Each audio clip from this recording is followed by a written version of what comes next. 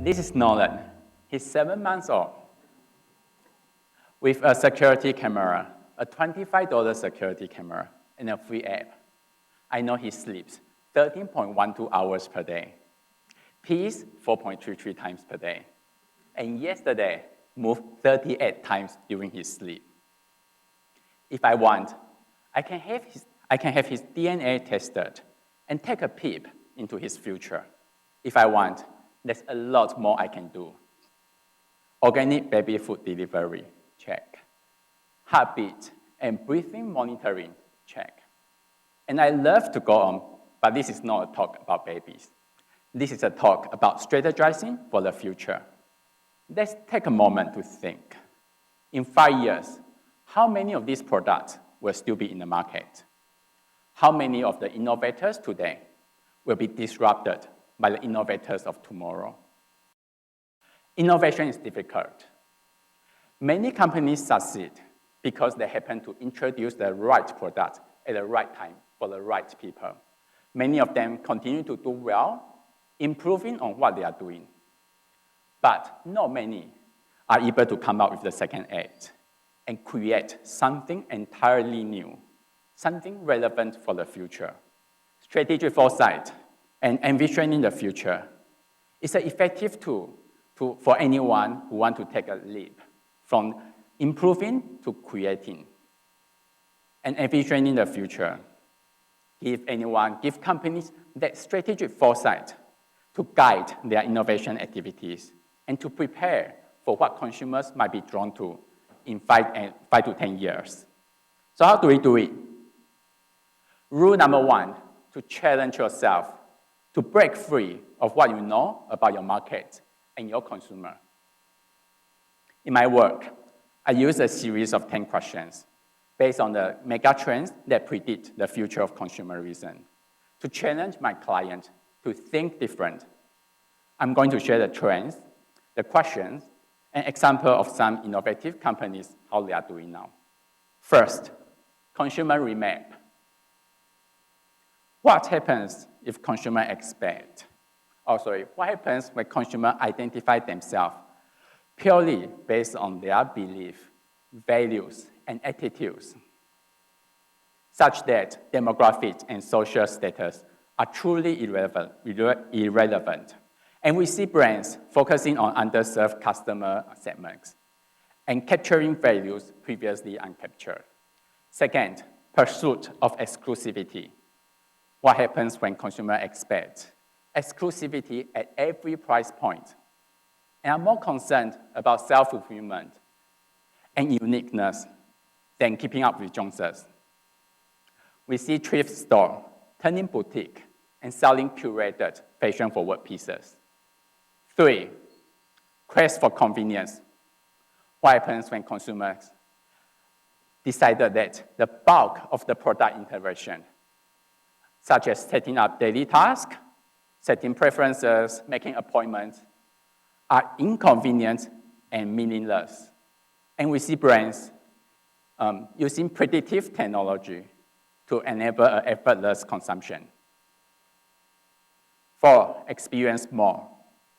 What happens when consumers expect all product and experience to be dynamic, to be interactive, immersive, and shareable, all delivered in an instantaneous, bite-sized portions? We see sharing apps offering a fragmented, accessible experience to cater for a shorter attention span. 5, empower individual. What happens when every consumer has the power not only to decide what they want to buy, but also tools to influence what millions of other people will buy? In this case, we see brands that, we see fashion labels that use Instagram to get feedback from their followers, how their new latest design is, and to vote on what to launch next. 6, search for authenticity. What happens when consumers expect all products and companies to be transparent, and the information to determine what's real and what's fake is at everyone's fingertip? And 7, ethical living. What happens when ethics, such as social responsibility, sustainability, equality, become the driving force behind consumer behavior? And we see a prominent fashion brand pledging to use only recycled plastic by 2024. 8, everyday wellness.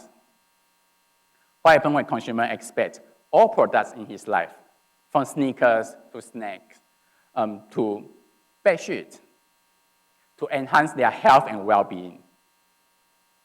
And we see bed sheets, we see towels, we see clothing infused with copper to eliminate bacteria. 9, radical personalization.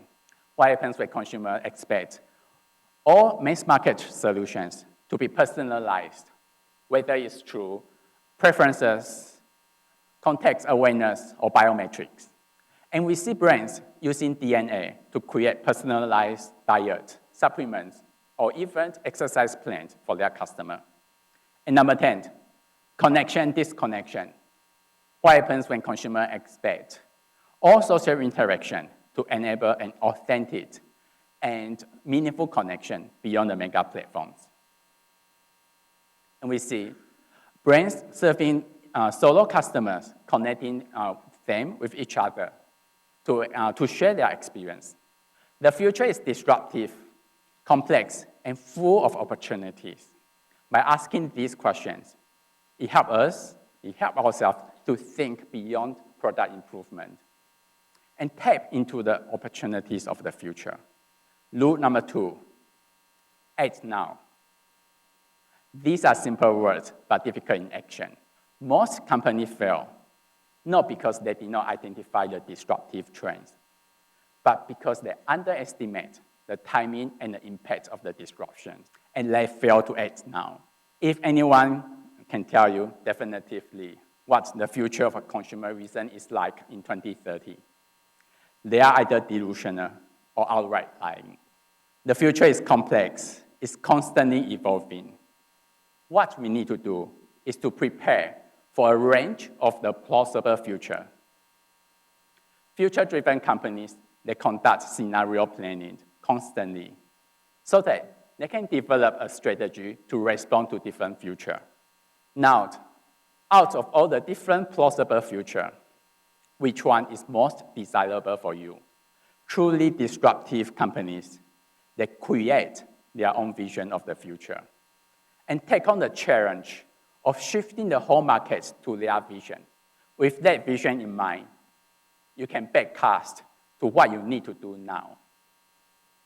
Backcasting is the method which you start off with defining a desirable future and working backward to identify the tactics and the strategies in order for you to get there.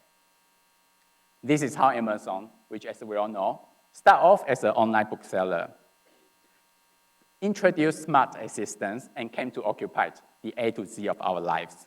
Most organizations that react to the trends of the future, these organizations are vulnerable.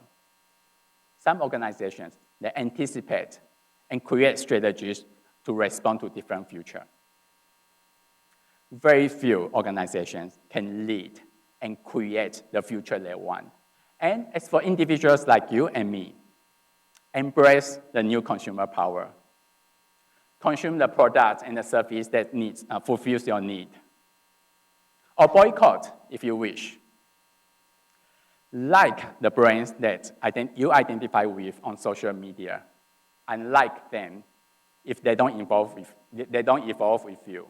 Read reviews, leave reviews, and just be yourself.